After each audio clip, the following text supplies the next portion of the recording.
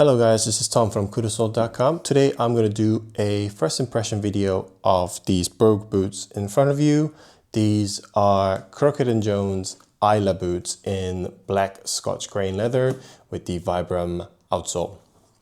I was eyeing on these boots for a very long time, not only because James Bond wore it in his movie Skyfall, but I really like Brogues. If you are interested, I made a video previously comparing my Brogue shoes from the UK. So Crockett & Jones is one of them, Trickers and Cheney. I compared like what they are like, what's the difference.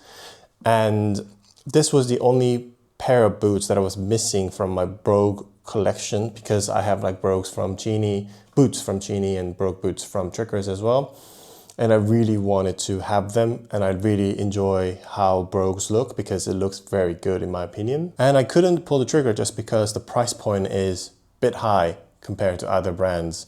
And I know it's because of the material they use, and then the craftsmanship is amazing, but it's just a bit out of my price point. Luckily I found them in seconds. I couldn't find anything wrong with them until I looked at it in my eyes, and then I tried to find what was wrong with them. Couldn't find anything. Amazing build quality. There's one thing that I want to mention, I'll mention in a bit.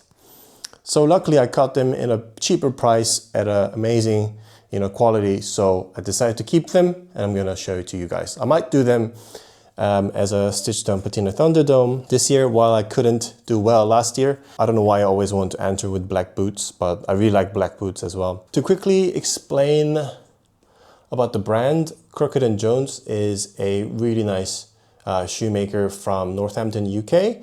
They have been producing it for a very long time. Then the heritage is very long, and they produce really nice footwear like this. And the boots is called Islay. Islay is an island in Scotland. Previously I have made a mistake of calling it Islay, but it's actually called Islay. I think it's some kind of Gaelic Scottish word that stayed. I should really know because I do live in the UK. I'm gonna show you the upper leather. The upper leather is Scotch grain, or sometimes called pebble grain leather. It's really hard to find the origin of the tannery because the UK companies don't really disclose that. But from my understanding, the tannery is located in EU, so I reckon it's from France or Italy, because they produce a lot of different kinds of leathers, and they have a lot of tanneries there.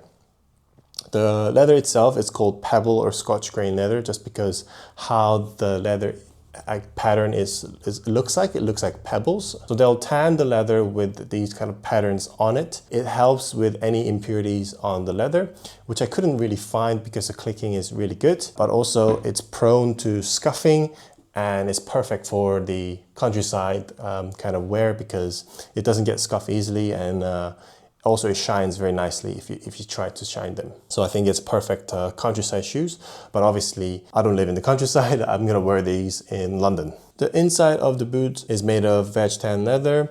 It's pretty soft and it's not gonna cause any blisters wearing it.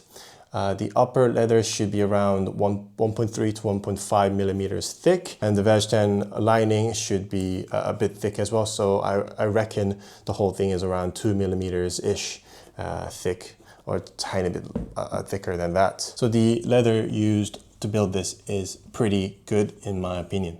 It is 360 Goodyear stone melted. The stone melt leather is also created in the UK. And they have really good technology. Stone melt helps the upper to stay a bit more dry compared to flat welt, just because of an extra layer of the leather that's going around. It's not gonna be obviously like waterproof, but it's gonna help your footwear to stay relatively more dry compared to flat welt. On the upper, there are 5 speed hooks and 4 eyelets. I do enjoy wearing boots with speed hooks because it makes it so much easier to put them on. But some people don't like it because of how informal they are. To be fair, these are Brogue shoes or Brogue boots, so they're not supposed to be super formal. They're supposed to be worn in the countryside. But to be fair, I wouldn't mind if anyone wears this with suits. I know a lot of people will go crazy on it, but I don't think it's a problem to wear suits with these boots.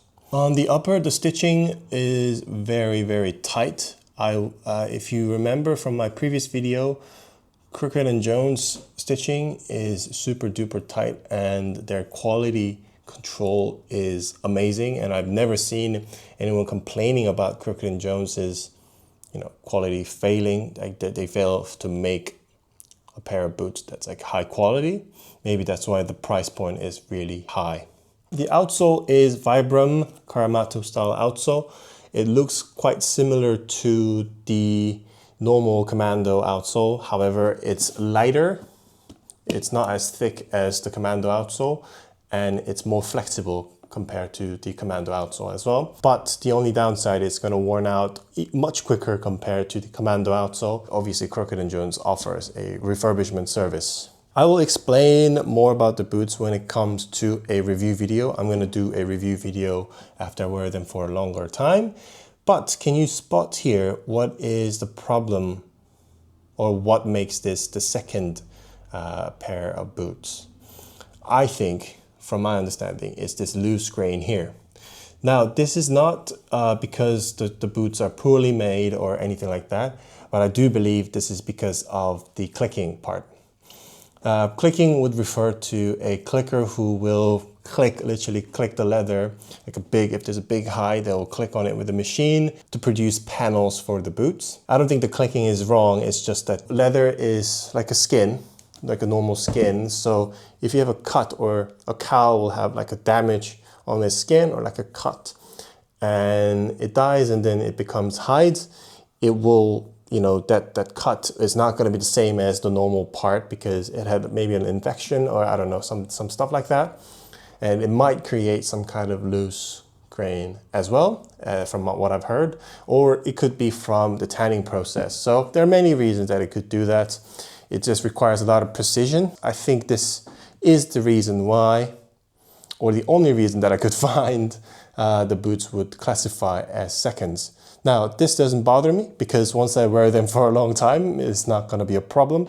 And I don't think this will have any problem with the integrity of the boots. It's not going to fall apart is what I'm trying to say. So it doesn't really bother me. Now, the price point of these boots currently is £655 online. That's around $700, I think, 700 to 750 for my quick math. That's a lot of money for everyone. And I know that the quality is amazing and I want to, support the brands, but it's actually pretty high. I've been saying this many times, everyone's economic situation is very different, and those who can't afford Edward Green or more expensive shoes, probably is not, a huge deal for them. But for a lot of people, it could be. It's a really nice pair of boots and I really wanted it for a long time. So let me know in the comment section what you guys think. And should I enter these for the Stitch Down Patina Thunderdome? If you have any questions about these boots also, please leave a question in the comment section. I'll answer them as much as I can. But anyway, guys, thank you for watching this video. Please like this video, subscribe to my channel. I'll come back with more videos next time.